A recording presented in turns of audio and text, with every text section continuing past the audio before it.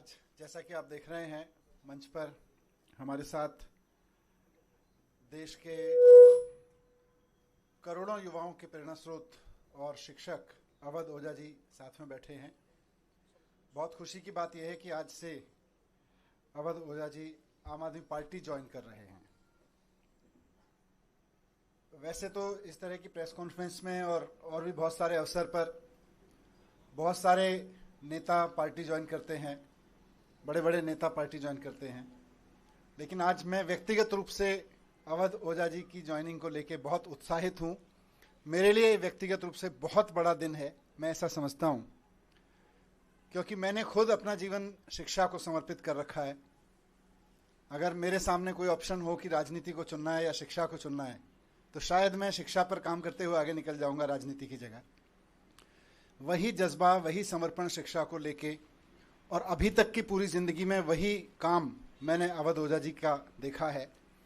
करोड़ों युवाओं को न सिर्फ प्रेरित किया है, बल्कि अपने काम से उन्होंने उनकी ज़िंदगी बदली है। और उसके अलावा भी जिस तरह का काम उन्होंने ऑनलाइन माध्यम का इस्तेमाल करते हुए किया है, तो वे एक बहुत बड़े शिक्षक हैं। आज आम आदमी पार्टी ज्वाइन कर रहे हैं। मैं उम्मीद करता हूं कि उनकी ज्वाइनिंग से हम सब बहुत एनरिच होंगे, देश का शिक्षा तंत्र बहुत मजबूत बनेगा। मैं माननीय अरविंद केजरीवाल जी, हमारे नेता और राष्ट्रीय कन्वीनर, से अनुरोध करता हूं कि श्री अवध ओझा जी को फॉर्मल ज्वाइनिंग करा के पार्टी में उनका स्वागत करें।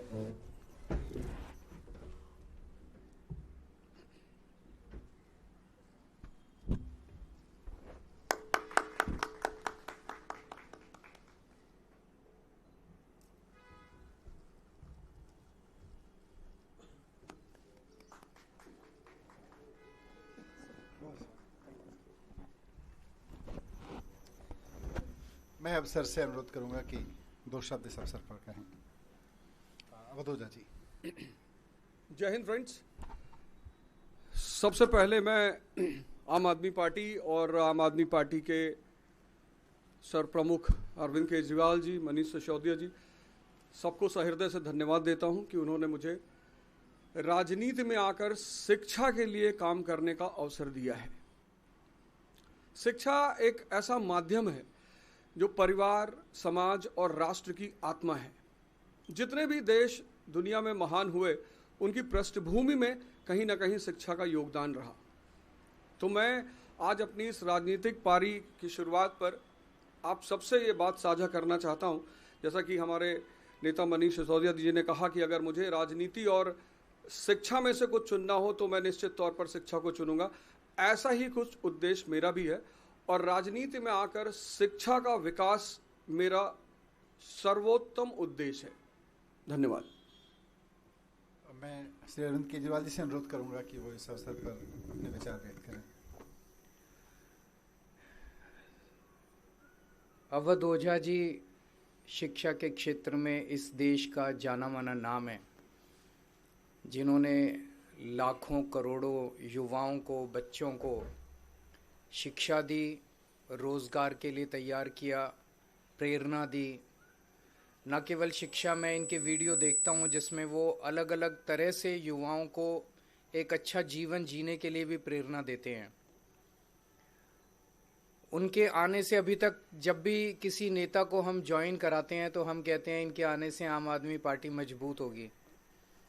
आज अवध ओझा जी के लिए मैं कहना चाहता हूं कि इनके आने से देश में शिक्षा मजबूत होगी, क्योंकि आम आदमी पार्टी शिक्षा के क्षेत्र में सबसे ज़्यादा काम कर रही है। और आम आदमी पार्टी के ज़रिए जब ये शिक्षा में काम करेंगे तो देश की शिक्षा मजबूत होगी। और राष्ट्र निर्माण में शिक्षा का सबसे बड़ा महत्व है, तो राष्ट्र निर्माण मजबूत होगा एक तरह से। हमारी कोशिश ये रहती है कि जिन क्षेत्रों में आम आदमी पार्टी, जो आइडियोलॉजी हमारी है, भ्रष्टाचार निरोधक, शिक्षा, स्वास्थ्य, इन क्षेत्रों में जो भी अच्छे लोग हैं जो काम कर रहे हैं, उनको राजनीति में लाया जाए, ताकि राजनीति में आके वो अपना और ज़्यादा योगदान दे सकें।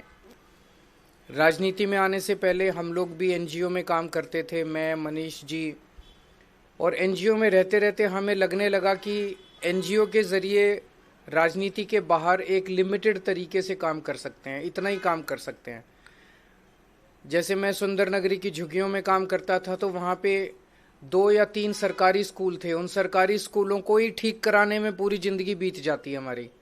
लेकिन जब राजनीति में आए तो एक ब्रश से हमने दिल्ली के सारे सरकारी स्कूल ठीक कर दिए। तो अवध ओझा जी अब जब राजनीति में आए हैं तो वो शिक्षा के क्षेत्र में, रोजगार के क्षेत्र में खासकर एक बहुत अहम भूमिका निभाने वाले हैं, जिससे दिल्ली को और देश को बहुत फायदा होगा। तो मैं तहे दिल से अवध ओझा जी का पार्टी में स्वागत करता हूं।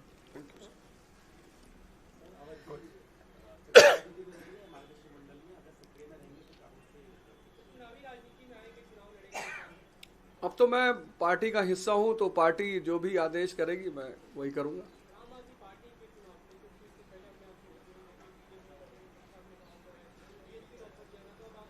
आपने आम आदमी पार्टी की जो शिक्षा का विकास धारा है, सिर्फ उसमें एक आध पॉइंट अगर आप देख लें कि 97% रिजल्ट है 12th का गवर्नमेंट स्कूल का। एक साल में तो 99% आया था। एक साल में 99%। 2015 में सिर्फ 15 लड़कों ने, गवर्नमेंट स्कूल के लड़कों ने IIT मेंस क्वालिफाई किया था। इस बार 783। और मेरा यही कहना है, मैं तो हमेशा ये नारा देता हूं कि शिक्षा शेरनी का दूध है, जो पिएगा वो दहाड़ेगा।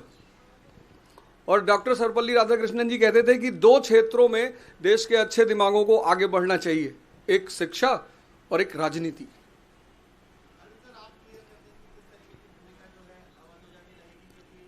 थोड़ा सा सस्पेंस बना रहने दीजिए। आने वाले दिनों में रोल आउट करेंगे, आपको बता देंगे, सबसे पहले आप ही को बताएंगे। Thank you. Thank you. Thank you.